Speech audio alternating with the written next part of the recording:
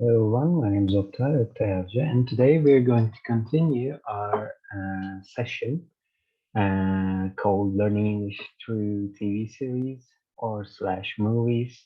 We're continuing with the part two. So today we're going to talk about, some vocabulary, and after that we're going to talk about the Adrift episode itself, and after that we're going to talk about, responding to invitations or offers, and we're going to link this with the adjacency test that we've learned in part one, and after that we are going to talk about some second conditionals, and at the very end I'm going to ask you 5 questions. So let's start with preview vocabulary. Preview vocabulary here is the vocabulary that are going to be used in the Adrift episode. So this is there are, I guess, 5 to 6 of them, 6 of them if I'm quite sure. Uh, so this one here is called to be knocked out. So I would like you to how should I say? I would like you to guess what its meaning is. I mean, you can probably guess it from the picture and the example that I've given you here. But try to guess its definition. So the example here is, it was only the beginning of the match when she got knocked out. If you're still quite not sure about the definition itself, I have an audio and I hope you can listen to it. So James didn't expect the blow to his head, and he was knocked out immediately. I hope you heard that. So it said, she said, James got a hit, got a hit to his head, and he got knocked out, which basically means uh, being knocked out. Basically means to lose consciousness here. So the definition is losing consciousness, because of a blunt force trauma, I can say. To continue with the other word is to take someone's word. The example here is, if he says he's sick, you have to take his word for it. And if you're still quite not sure with it, we can listen to the voiced example here. Sarah was always honest, and you could take her word that the river crossing was safe during the school months. So if you still haven't quite guessed it, the definition is to, take a statement, uh, taking a statement as if it was true, as it was the truth. So when you take someone's word for something, you would consider the thing that you took as the truth itself. So if he says he's sick, you have to take his word for it, which means you have to, accept the fact that he is indeed ill and he may not be coming to the school or something. So continuing with the third word here, a sip, taking a sip here in this example. So even just one sip was enough for him to not like this drink.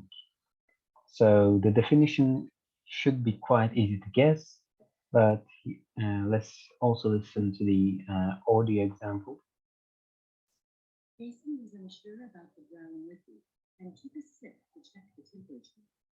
Well, as you can understand from the voiced example, the written example, and the image here, a sip basically means, just tasting the liquid that you're drinking a little bit, in order to, understand the taste and all that. So a sip is just like that. To continue with another word is to be standard protocol. So let's look at the example here. These constant checkups at the airport are just standard protocol. Everyone hates it. So if you still quite didn't get it, we can again listen to the audio. It was standard protocol for all new employees to go through a strict training program. Well, as you can understand from here, a standard protocol is just, a set of rules, I can say, a set of rules that have to be followed by some certain, worker or some certain people. It should be followed without any question, I say. I mean, it's something that that's been done quite, how should I say? They're doing this a lot of times in one day. So it's a standard protocol. You have to do this in order to, how should I say, in order to get somewhere. Like, for example, here in this image, if you want to, board your plane, you have to go through, like many checkups. The security there would, enforce the standard protocol on you. So they would check you, they would check your bag. It's just all standard protocol. They have to do it, and you have to suffer through it, I guess. So continuing with the next word here is precaution. Well, precaution is, I mean, I guess you can understand from the name itself, but let's look at the example here also. Be sure to follow the usual safety precautions when cooking outdoors. If you still didn't get it, let's listen to the audio as well. The bridge looked safe, but as a precaution, the explorers decided to test it first for safety. Well, I mean, as you can understand from here, a precaution is, is being ready for anything that can come up to you in the near future. It's, it's basically a warning to you. You have to be cautious because, precaution really is just a warning to you. I mean, you can basically understand the meaning and the definition of precaution just by the name itself. So I guess this was all of the previous vocabulary we had. Oh no, there's another one. It's to be compromised. Well, let's look at the last one. I guess this is the last one, or it might not be the last one. I'm not quite sure. So let's look at the example here. Because of the latest hacker attack against us, a lot of our valuable data is now compromised. Well, if you still didn't quite get it, let's listen to the audio. Once the USB stick was confirmed missing, it became clear that the mission had been compromised. From these examples, we can basically understand that, being compromised is just, being exposed to danger, being exposed to something. It's about exposure. You have to be exposed to something. But in this specific case, you have to be exposed to danger. So it is used in this manner in those examples. So I guess this was the last preview vocabulary we had. So this is the Adrift episode. For those of you who are not in our, MOOC course, we are going to watch the 5-minute episode here. So let's continue with that. And whilst you're watching, try to pick up the vocabulary that I have just, shown you. You might see them and hear them, because they, really heavily imply on them whenever they are talking about it. So just try to, find out the vocabulary that I have given to you. I hope the voice, the voice you can hear, and I hope you can see the video itself. So I'm just gonna shut up here.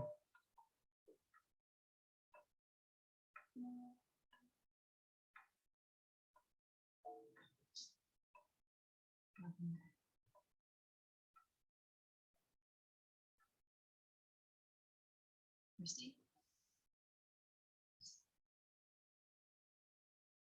What you put in at this time? I'm sure you listen. I think you understand perfectly well.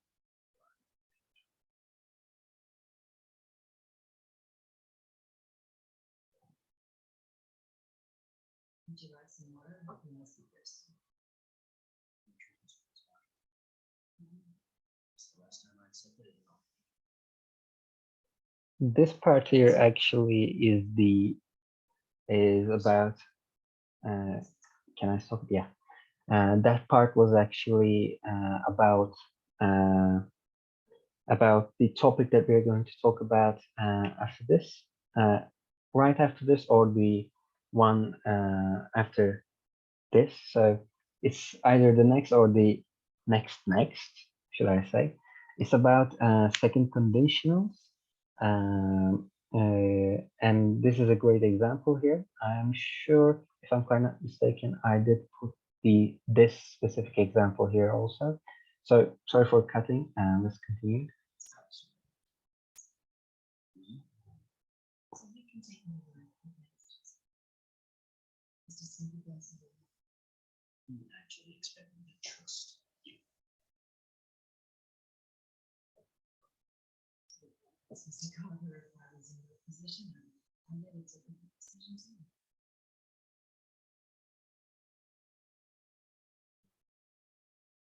Just a sort.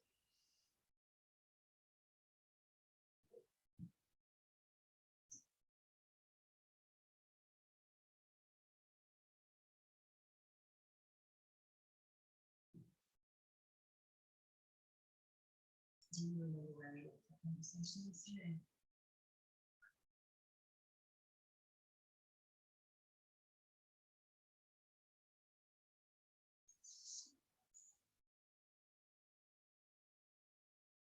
I'm familiar with this man.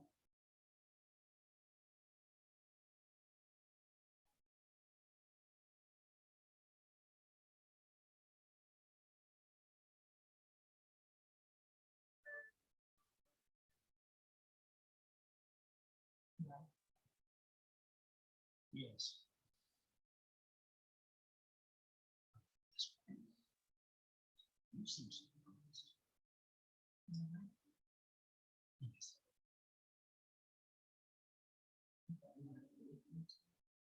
Interested in. Since I've been put in context with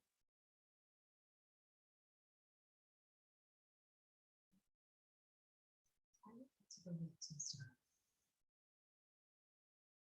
First of all, yes,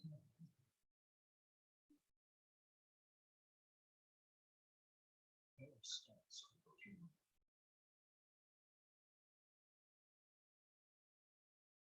you then show me your watch.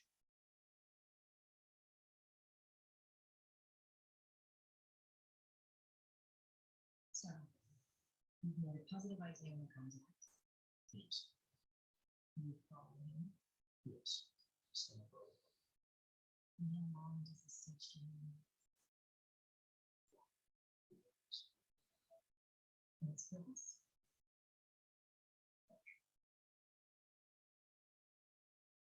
And then make sure no one else is following the context. Correct.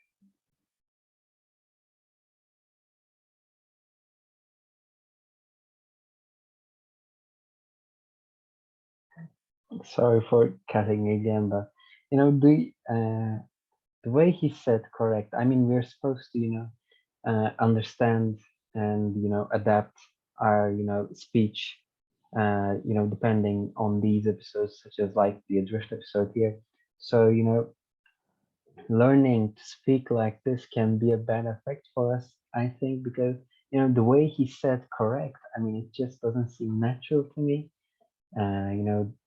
I've said it before in my in the part one as well. It just doesn't seem natural to me. The long pauses and the weird answers that they give.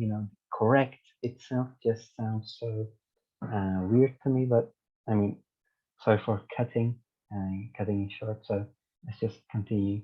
I just wanted to make that point. Once you're confident the context is clear, Establish communication. Is a traffic.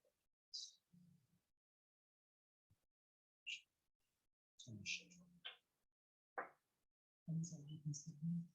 Actually, contact with me. Yes, it's set as well. And this particular contact, are you confident that everything? Yes. There is no way that your communication with this contact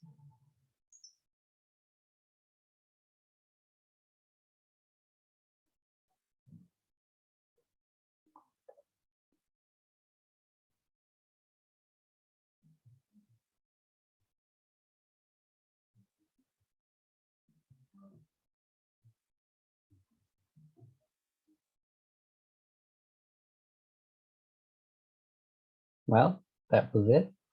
So, for those of you who haven't watched the first episode as well, maybe I should have given some, uh, review on that before I've started this episode. So, the person who was who was being interrogated was uh, William Carver, Will Carver, if I'm not mistaken.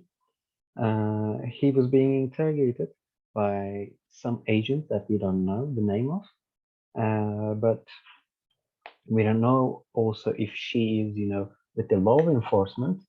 But we know that William Carver, is, is not a very nice man, should I say, because he's human trafficking, and the person that you've seen, the agent that showed some pictures and all that, the picture the agent showed, the man in that picture was the man who, Will was supposed to traffic, I should say.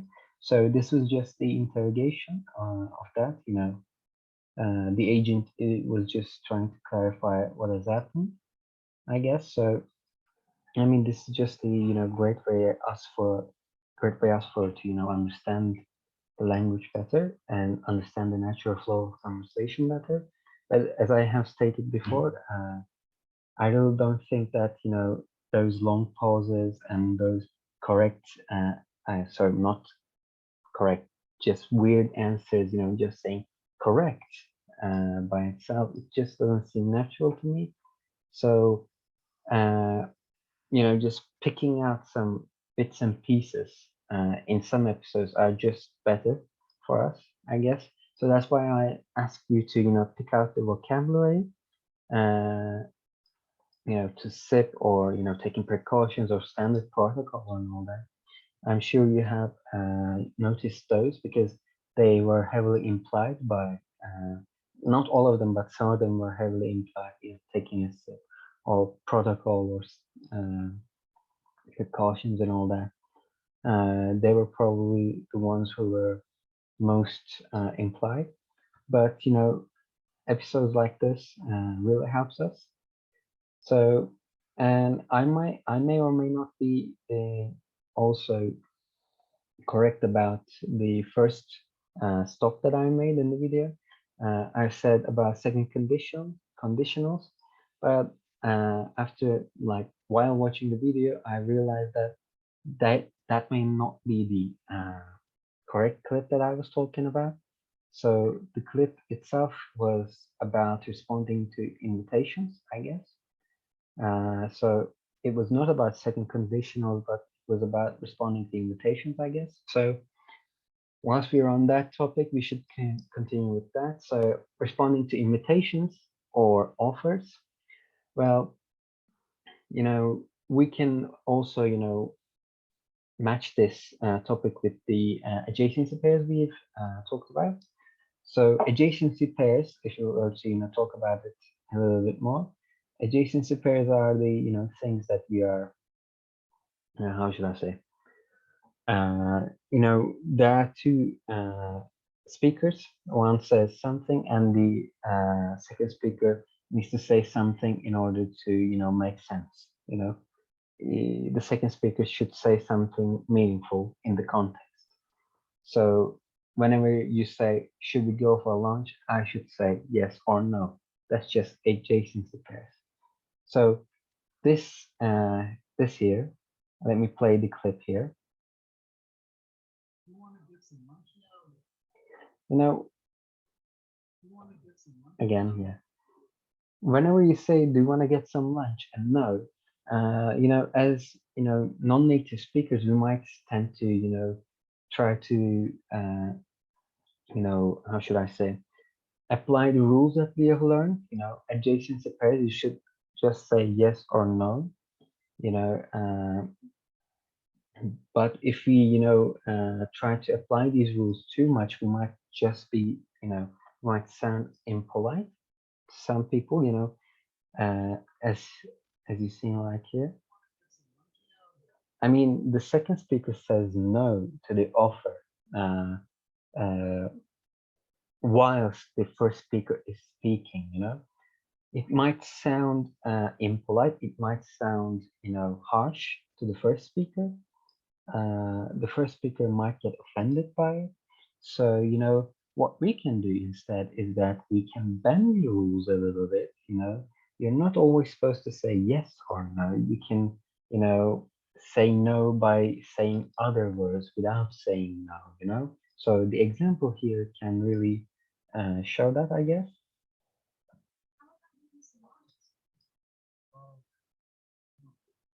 So I'm gonna finish this another time. This one, this declining example here is more polite. It shows reasons why it cannot happen. It also says politely why it cannot happen, and it also gives the other speaker another chance at the offer. Maybe he says maybe another time, and she says yes, of course, and you know responding to invitations like this, it can be, politer that way. You shouldn't always abide to the rules. So you can always do, how should I say, you can always bend the rules a little bit. So the clip that I was talking about was this, I guess.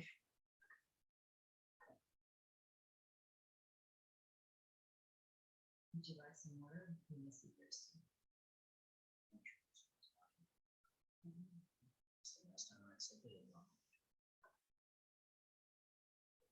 As you can see, he didn't specifically say no, but he also gave some reasoning behind it too. I mean, it was, in that context, it was not polite or it was not impolite. Maybe it was just too neutral in this specific example here, but, giving some reasoning and giving another chance at the future may be, more and more polite for the other person as well. So you can just bend the rules a little bit whenever you're responding to invitations or offers. So second conditionals. Well, what's second conditionals is that a second conditional is, thinking about something, imagining some hypothetical situations uh, as if they have happened or as if they are going to happen in the future. For example, if I were you, I would have done something differently. This is a second conditional. If I were you, you should use if and past participle, I guess. If past you and I would have done something differently. If I was you, I would have done something differently. So I mean, my explanation wasn't that great. So a good example here is in this audio here. If I was the president, I would have done something better. If I was the president, I would have done something better. There is a second condition. The first condition is if I was the president.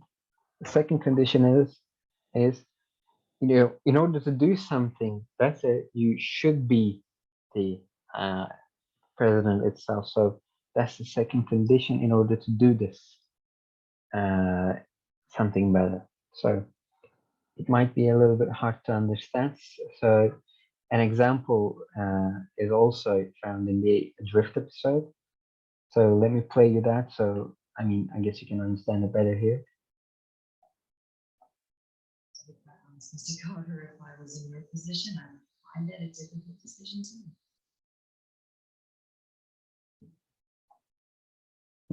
If I was in your position, I would have found this a very difficult situation too. How should I say? I mean, I'm very bad with my words right now. So, I mean, you should always use if in the second conditional and a would. If I was, I would have done this. If I were you, I would have done this. If I was if I was in the weekend, I would have gone to a holiday. If this was a holiday, I would have. If this is a holiday, this would have probably been a weekend. Can also be a second conditional. So, you know, it might sound a little bit complicated, but in order to be more sure, let's just listen to the example again. Speak that honestly, however, if I was in your position, I would find it a difficult decision too.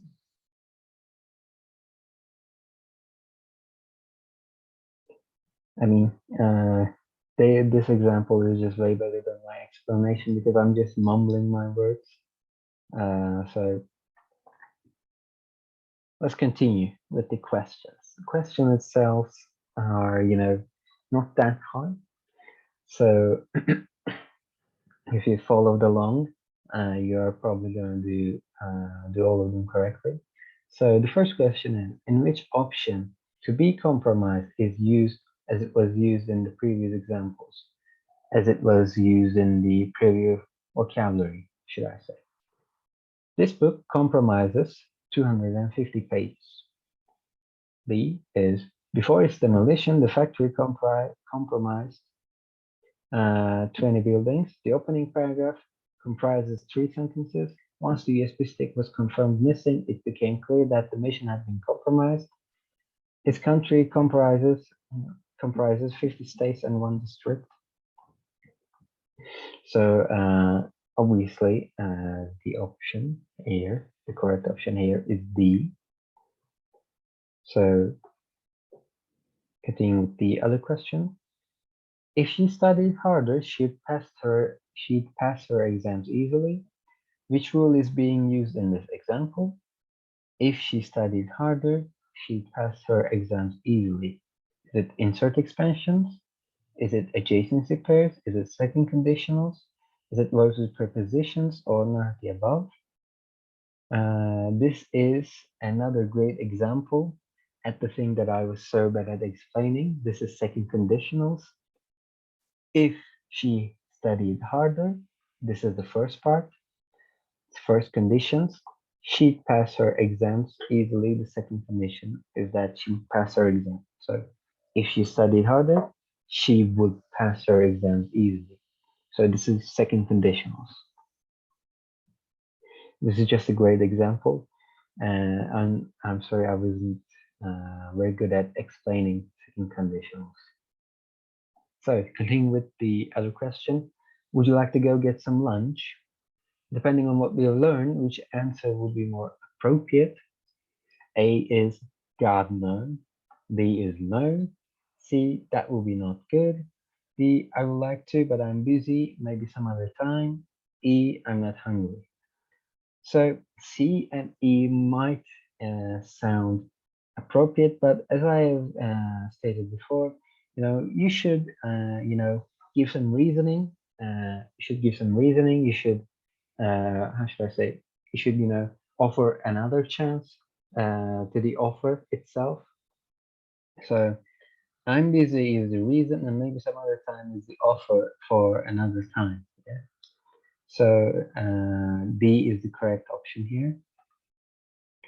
The other question is, which one of these answers can be considered as a second conditional? Again, the very topic that I was not so good at explaining. That would be bad.